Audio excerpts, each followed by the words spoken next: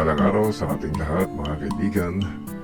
Sa video natin ngayon, bibigyan naman natin ng kahulugan ang panaginip ng isa sa mga subscribers natin na si at GMD Hana Roldan 1500. Ito ay tungkol sa panaginip na berdeng ahas na kumagat sa noo ng kanyang anak o para sa anak mo dahil siya ang tinuklaw.